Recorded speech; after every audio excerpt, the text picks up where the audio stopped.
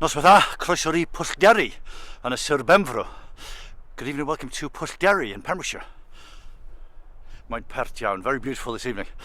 We're going to look at Gemini connecting with the third house with Uranus just arriving. Uranus is just about to arrive in Gemini in a couple of months, a few weeks to go. And just a little intro, a little background detail. Gemini's home base for Mercury. Mercury fits very well in Gemini and also the third house. And this has a vibe of mercurial energy. You know, we got merchant, we got merchandise, even mercenary, right? This idea of trade, this idea of interaction through commerce and mutual transactions. So that's on the personal level with Mercury, one of the close-in planets for the personal level. And then on the wider cultural, societal level, the collective, we got Uranus. So very interesting, therefore, that Mercury at the moment is just arriving in Aquarius, and we've got Uranus, which again has that relationship, the big brother of Mercury, if you like, arriving in Gemini. And so Gemini and Aquarius, both air signs, this sort of cognitive, mental appreciation, right? This understanding, this free thinking, critical thinking. God, there's a good phrase. You know, after all this Piscean energy, earth and water for so long, a little bit of critical thinking is going to go a long way, I feel. Very, very welcome and necessary during these times of confusion and duplicity. So yeah, good excuse here to demonstrate the splendour of West Wales, and we'll get into the book when I stop over there a little bit, because in a couple of months Uranus is moving into Gemini. This is a very big astrological event, phenomena, and Uranus, of course, connects with Pluto with a trine aspect, but Pluto is in Aquarius, and the envoy of Aquarius is Uranus. So there's a lot of connections going here, without even having to mention the two sextiles to Pluto and Uranus and Gemini in Aries with Neptune and Saturn. So Howard Sasportas, in this very good book, The 12 Houses, he plots the houses, and similarly the houses with the signs. So the third house we can equate to Gemini. Let's get into it. Those with Uranus in the third keep looking for their own ways to understand what happens around them. So again, Howard is generally speaking imagining his audience to be individuals, but we're going to translate this into the collective level, because this is what's happening with this huge 2026 sequence of events that's going on. It's very much on the collective level. Uranus is an outer planet with Pluto and Neptune, and this is the societal, cultural, collective vibe. So, looking for our own ways to understand what's happening around them, in a similar way to Pluto in Aquarius, right? That sort of erasing of defunct and devoid belief systems that no longer serve us. Understand what happens around them, rather than adhering to how they have been educated to see, bit of wind interruptions, to see things. In other words, they are inventive, original, intuitive thinkers. You see the correlation here between Aquarius and Uranus? Very similar. The Uranus mind grasps concepts whole and has revelations and sudden insights into life, people, events and situations. Somehow they perceive the environment from a slightly different angle to others. The brave new world, everybody, a new way of thinking.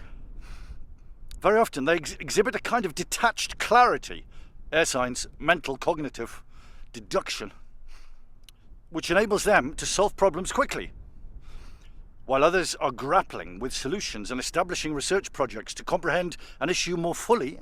Uranus appears on the scene and Kapow immediately knows the answer. I added the kapow there. This isn't Howard Sasportas.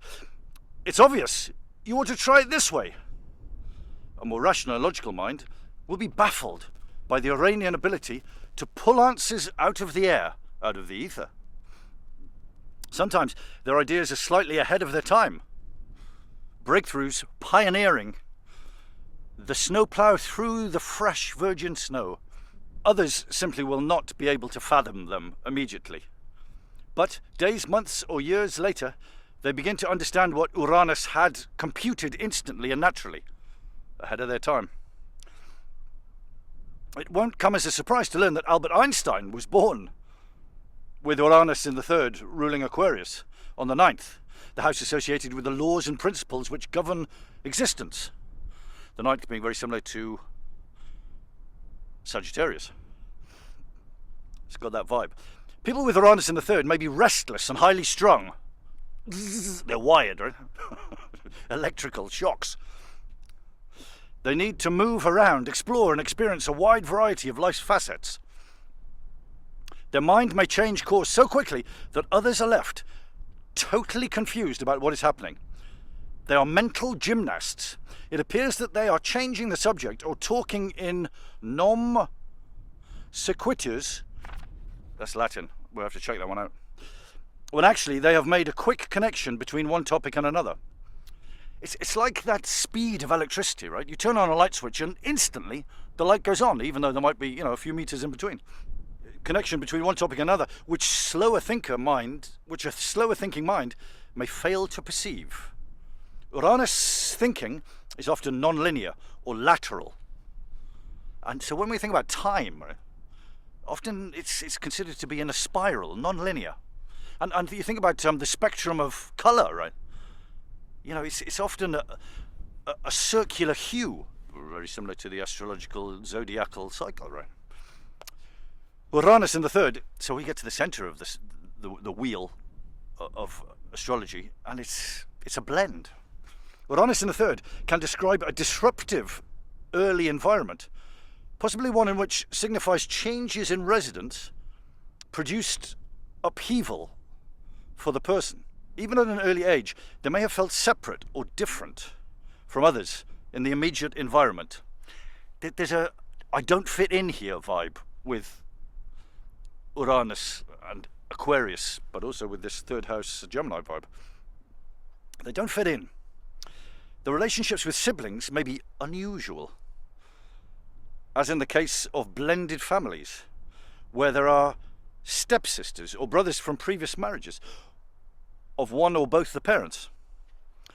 I have seen this placement in the charts of people who are considerably older or younger than the other siblings. A brother, sister, aunt, uncle, etc. may exhibit obvious Uranian characteristics. Uranus in the third might have a hard time adjusting to traditional educational systems. Any course of study may be subject to some chopping and changing. Often they make highly original contributors to any branch of learning. Gemini's got that communication aspect, right? Data collection or data distribution, the social butterfly.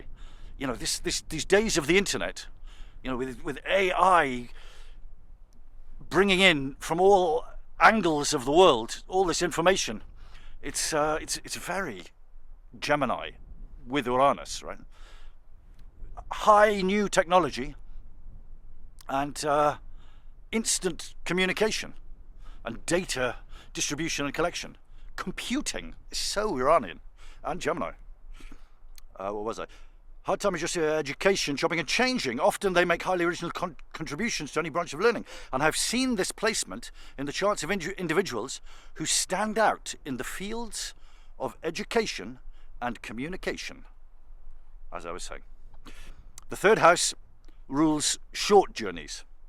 And with Uranus here, unexpected happenings are to be expected. Expect the unexpected, ladies and gents.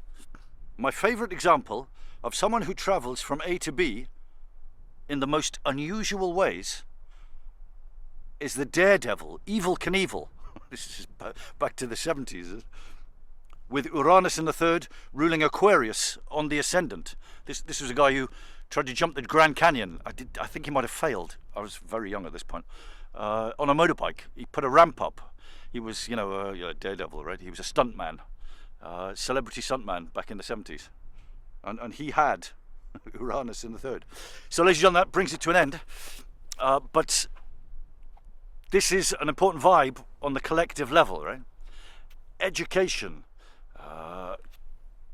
high technology, computers, like I say, data collection and pioneering inspiration. So mix this in with the other placements and the other transits going on. It's a big one. It's a big one. Uranus going into Gemini really suits Uranus. It's all air, right? It's understanding. I get it at last. Wow, I've been baffled and duped for so long, and now I see it clearly. This is very much the air sign vibe. Very healthy. I feel like we've been in a fog, that sort of mist, the eternal mist of Pisces delusion, as it's closing out the end of Pisces with Neptune in there. It's fake and it's phony. I feel like the truth is coming in thick and fast. And when I say fast, like I say, surprises. Eureka. I forgot to say goodbye. In Welsh, hwyl fawr. Goodbye. And it actually means big hwyl. Now, hwyl is an interesting word, if you've got a moment, because hwyl has no real translation. It's about passion and poetry and fury and high emotions and deep love. It's a very interesting word. Check it out. H-W-Y-L, hwyl. It's a very Welsh word, and it's well worth spending 5 minutes investigating, because we're Gemini, right? Data transfer, Uranus, new ways of thinking, communication. Hwyl fawr.